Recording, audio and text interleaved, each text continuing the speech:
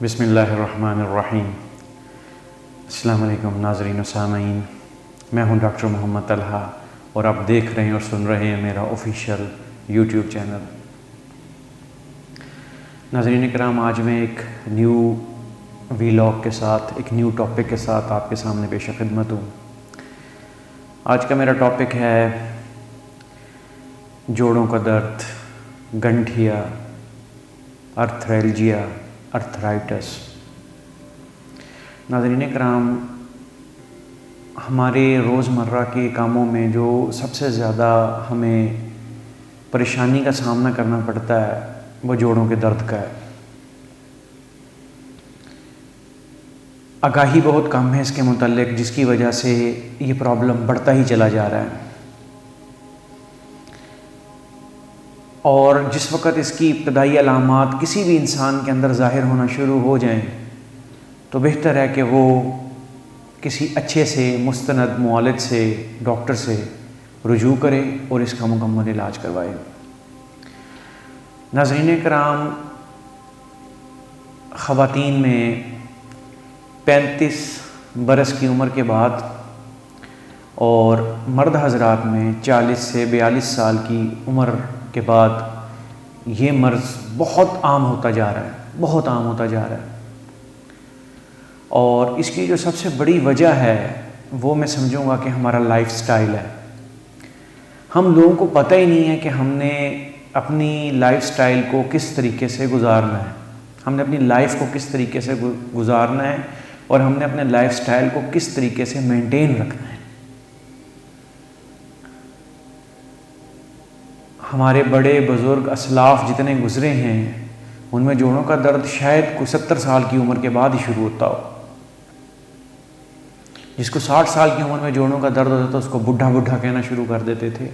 اور آج بھی کئی دیہی علاقوں میں، کئی دیہاتی علاقوں میں یہ رسم چل رہی ہے، یہ نارم موجود ہے کہ اگر جوڑوں کا درد کسی شخص کو، کسی خواتین و حضرات میں سے کسی کو ہو جائے تو وہ اس کو بڈھا کہنا شروع کر دیتے ہیں، اس کو مریض کہنا شروع کر دیتے ہیں، اس کو بیمار کہنا شروع کر دیتے ہیں۔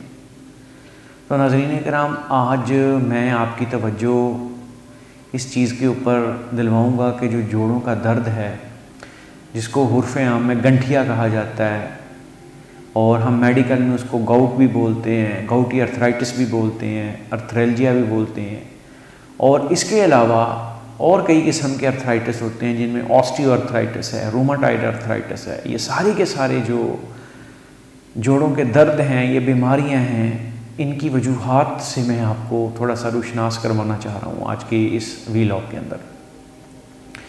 ناظرین کرام، جو سب سے پہلے ہم نے چیز لائف سٹائل کے اندر دیکھنی وہ یہ ہے کہ ہم نے اپنی غذا کو متوازن رکھنا ہے۔ متوازن غذائیں کیا ہوتی ہیں؟ بہت اچھے ڈائٹیشین اینڈ نیوٹریشن اسپیشلسٹ ہیں جو یہ بات آپ کو بتا سکتے ہیں کہ متوازن غذائیں کیا ہوتی ہیں۔ غذا بے شک تھوڑی ہو لیکن اس کے اندر ہر وہ ایلیمنٹ ہو، ہر وہ عنصر ہو، ہر وہ چیز موجود ہو جس کی جسم کو ضرورت ہے۔ غذائی قلت کسی بھی چیز کی نہ ہو۔ ہم متوازن غذا یا صحت مند غذا عام زبان میں کہتے ہیں دیسی گھی کو، چکنائی والی اور چربی والی چیزوں کو، گوشت کو، لیکن متوازن غذا یہ نہیں ہے۔ متوازن غذا یہ ہے کہ ہم سادہ روٹی کھائیں، چکنائی اور روغنیات سے بالکل پرہیز کریں، اور اس کے علاوہ ہم سلاد کھائیں، کچی سبزیاں جس کو ہم بولتے ہیں، کھیرا ہو گیا، پیاز ہو گیا، ٹماٹر ہو گیا، تر، اس کے علاوہ بند گوبھی کے پتے اور گاجر، مولی، یہ سب سلاد کے، چقندر، یہ سب سلاد کے ایلیمنٹ، یہ استعمال کریں۔ یہ ہمیں گاؤٹی ارتھرائٹس یا کسی قسم کا بھی جوڑوں کا درد ہونے سے بچائیں گے۔ دوسری بات یہ ہے کہ ہم پانی، میں نے پہلے گردوں کے ٹاپک میں یہ بات ڈسکس کی ہے کہ ہم کم از کم ایک بالغ انسان گرمیوں کے موسم میں 22 سے 25 گلاس روزانہ پانی پیے، اور سردیوں کے موسم میں 12 سے 14 گلاس روزانہ پانی پیے۔ اس کے علاوہ ہمارا جو سٹائل ہے کہ ہم اٹھتے بیٹھتے ہوئے بے احتیاطی کرتے ہیں، ہمارے جو پلنگ ہیں، ہمارے جو بستر ہیں، ہمارے جو بیڈز ہیں وہ سونے کے لائق نہیں ہیں، وہ انہیلدی ہیں. ہم ان کو ذرا ہارڈ میٹریس استعمال کریں. اور دوسرا یہ ہے کہ جو لوگ چارپائی استعمال کرتے ہیں وہ اس کو پراپر طریقے سے اچھے طریقے سے، جس کو ہم اپنی پنجابی زبان میں کہتے ہیں ٹائٹ کر کے اس کو جو ہے نا کسیں، اس کو لوز نہ ہونے دیں. وہ ہماری ریڑھ کی ہڈی میں پرابلم پیدا کرتا ہے اور ریڑھ کی ہڈی سے آگے نروز نکلتی ہیں جو ہمیں آگے دردوں میں مبتلا کر دیتے ہیں. اس کے علاوہ اٹھنے بیٹھنے میں احتیاط کریں کہ ہم اپنا وزن گھٹنوں کے اوپر ڈالنے کی بجائے پورے جسم کے اوپر بیلنس کر کے اٹھیں. اس کے لیے فیزیو تھراپسٹ ہیں، اس کے لیے بہت سے فیزیوز ہیں، وہ ایکسرسائزز بتاتے ہیں کہ وزن کو کس طریقے سے بیلنس کر کے ہم نے اٹھنا ہے. ہم بعض اوقات ایک گھٹنے کے اوپر پورا وزن ڈال رہے ہوتے ہیں، بعض اوقات دوسرے گھٹنے کے اوپر پورا وزن ڈال رہے ہوتے ہیں، بعض اوقات ہم بیڑیوں کے اوپر پورا وزن ڈال رہے ہوتے ہیں، بعض اوقات ہم پنجوں کے اوپر پورا وزن ڈال رہے ہوتے ہیں. یہ انہیلدی میئرز ہیں، انہیلدی مینز ہیں، ان سے ہم نے بچنا ہے. اس کے بعد یہ ہے کہ ہم پروٹین کی جو غذائیں ہیں وہ نارمل مقدار میں کھائیں. زیادہ مقدار میں پروٹین اب کن چیزوں میں ہوتی ہے؟ دالوں میں ہوتی ہے، چنے میں ہوتی ہے، گوشت میں ہوتی ہے، لوبیا میں ہوتی ہے، بہت زیادہ ہوتی ہے. ان کو ہم حسب ضرورت استعمال کریں، زیادہ بھی استعمال نہ کریں. اس کے علاوہ جو ہم نے احتیاط کرنی ہے وہ یہ کرنی ہے کہ زیادہ وزن نہیں اٹھانا. ہماری باڈی کی ایک لمٹ ہوتی ہے وزن اٹھانے کی، اس سے زیادہ ہم وزن اٹھائیں گے تو ہمیں جوڑوں کا درد کا مسئلہ ہو جائے گا. اس کے علاوہ بات یہ ہے کہ کیلشیم سپلیمنٹس لازمی لینا ہے، کیونکہ آج کل ہماری غذا کے اندر کیلشیم کی بہت کمی ہے. دودھ مہنگائی کی وجہ سے اتنا زیادہ ناپید ہو گیا کہ دیہاتی لوگ اس کو بیچنا شروع ہو گئے ہیں اور شہری لوگ اس کو خریدنے سے قاصر ہیں، جس کی وجہ سے کیلشیم کی بہت زیادہ ڈیفیشنسی ہو رہی ہے.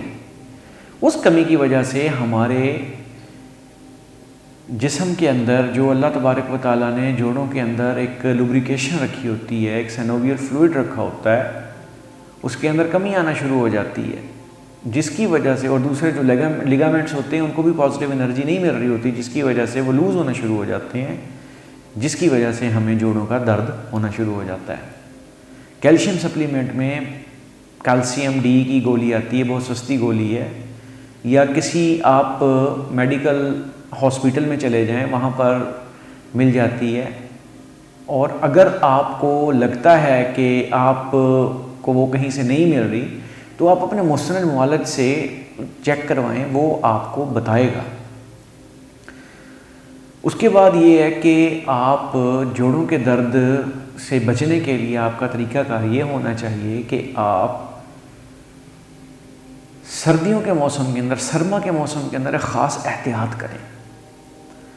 وہ یہ احتیاط کریں کہ جس وقت آپ نے بستر سے باہر نکلنا ہے تو اپنے جسم کو تھوڑا سا کول ڈاؤن ہونے دیں.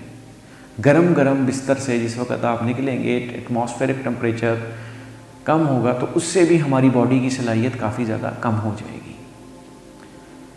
مائلجیا اس سے ہونے کا ڈر ہے، یعنی پٹھوں کا گھاؤ، تو یہ بھی. اور اس کی علامات کیا ہوتی ہیں؟ جب آپ نے ڈاکٹر سے فوراً رجوع کرنا ہے کہ آپ کے جسم جوڑوں سے پٹاخے نکلنا شروع ہو جائیں، آپ کے جوڑوں کو کبھی کبھار ایسا لگے کہ وہ ایک جگہ پہ جام ہو گیا ہے، اس وقت آپ نے رجوع کرنا ہے. ہلکی سی پین کی صورت میں بھی آپ نے رجوع کرنا ہے. کبھی وزن اٹھا لیا، اس سے آپ کو پتہ لگے کہ ہلکی سی موچ آ گئی ہے، یہ کوئی ایسا ایشو بن گیا ہے، تو فوراً کسی اچھے سے معالج کے پاس جائیں اور اس سے آ کر اپنے مکمل اسسمنٹ کروائیں، کہیں یہ مسئلہ زیادہ آگے جا کے آپ کو پریشان یا خراب نہ کرے. اس کے علاوہ اور بھی بہت سی کچھ باتیں ہیں جو میں کسی اور ٹاپک میں انشاءاللہ کور کروں گا. تو خوش رہیے، صحت مند زندگی گزاریے اور اپنا اور اپنے ساتھ رہنے والے لوگوں کا خیال رکھیے. پاکستان پائندہ باد.